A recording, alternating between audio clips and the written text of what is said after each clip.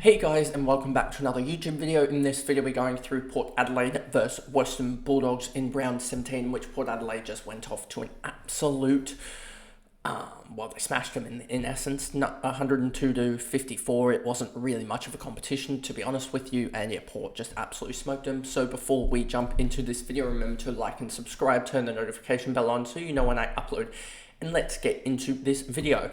So, as you can see here, the stats sort of just show this in essence. Western Bulldogs just didn't get much of the footy, to be honest. They just couldn't get it in the first quarter. Connor Rosie had, I think, 18 touches in the first quarter, and pretty much, yeah, he's back to his best. And that's something that I probably learnt, at least this week, is that these sort of 700k guys, at least, if they have the better position, they're not necessarily going to be the worst pick. You can probably give them a week or two to show what they show, but like, let's just do this for a matter of fact. And you can see Connor Rosie is coming into my side because he's so much value. But I probably should have noticed even here. I reckon there was, I don't know necessarily after the 115 that I should have noticed, because there may be discount as 72, but after the 95 I should have noticed that Connor Rosie is back to his best in a certain way, that he was getting all the cheap possessions, and there was only a matter of time before he gets the really big possessions. So that was probably a fault on me, and something that I need to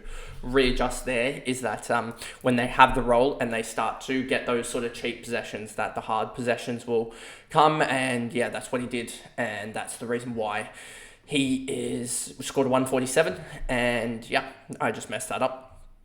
Zach Butters, 67, 24, 38, 7.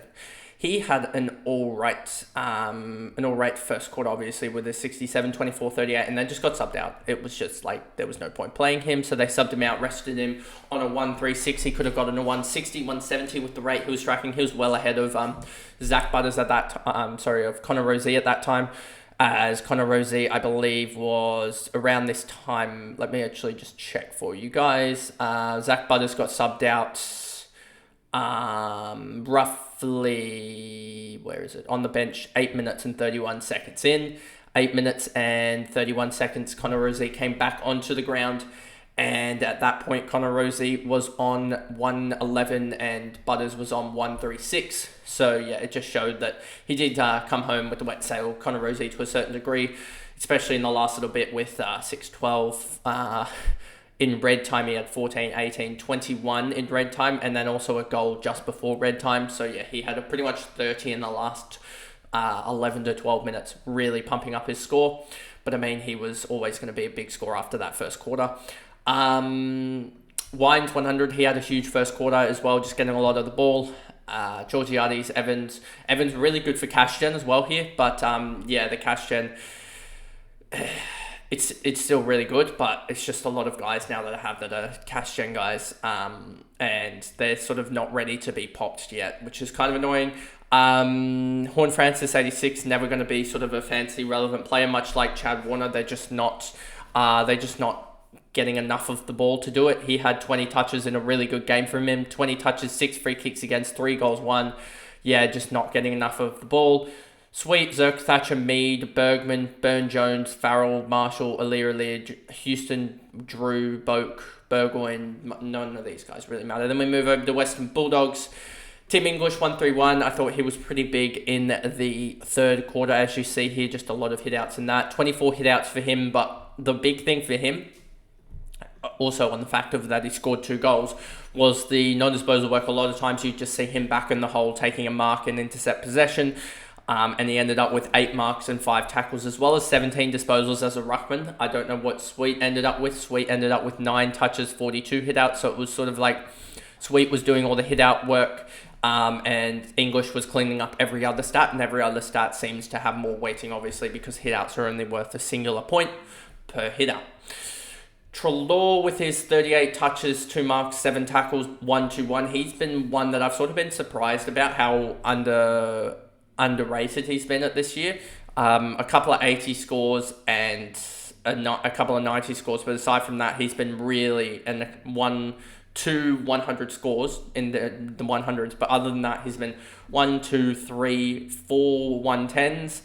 a 120, two 120s and a 130 and a 150. So he's been ultra consistent, one of the better scorers probably year round. If he'd just had a couple more big games, you'd probably be looking at him as he's probably almost the top straight up midfielder. Positions, midfield, and then we just go to average. He's probably going to be up top here if I look at it. Dunkley's just overtaken him. Then you've got Treloar and Walsh is sitting at the same number, 16 games versus 12 games. So yeah, and then Gordon's probably 109.9. He's sitting right there. So the pure midfielders, and Bont's at 107, Zach Merritt 108. So the pure midfielders are all sitting around 108, which actually next year's going to be really interesting to see, actually, just think about that, because 108.8 or 109, 110, that's roughly sitting around that 980 mark, 990 mark. Let me actually just check that. So 108.5 times the magic number that we had, 979, and then we check what I think Bont was it not Bont, but Dunkley at the moment would be priced at 993k. So all these midfielders are going to be potentially priced at 990k or so. So it'll be interesting to see how that goes. Bont, Libber, Bramble, Dreyer, Lobb, Dale, Sanders, Richards. Richards really poor for being an inside mid, especially had a couple of 20 quarters, but nothing huge. 17 touches, 6 marks, 4 tackles, 3 free kicks against for a 68. West, Gallagher, McRae, he sucks. Need him to move sides, to be honest with you. 16 touches, 3 marks, 3 tackles, just not getting enough of the ball, really. Caulfield, Williams, Darcy, Karmas, Fraser got a goal to get up to 39. Shows that he can really score, but again, 39, job done, basically, as simple as that. And we'll see if he is, I think he's going to be the one that goes, just because, he's got a high break even now and can be shipped off. And then, I don't know why he started sub, to be honest, in the first place. Vandermeer, Ugelhagen, O'Donnell, and Norton. And that pretty much is the video there. A very short one going through the Port versus Western Bulldogs game, in which Port just ran over the top of them at home. I'm pretty sure I tipped this one right. But yeah, Port just ran over the top of the Western Bulldogs. So I guess that's the end of the video, and I'll see you guys in the next one. Bye, guys.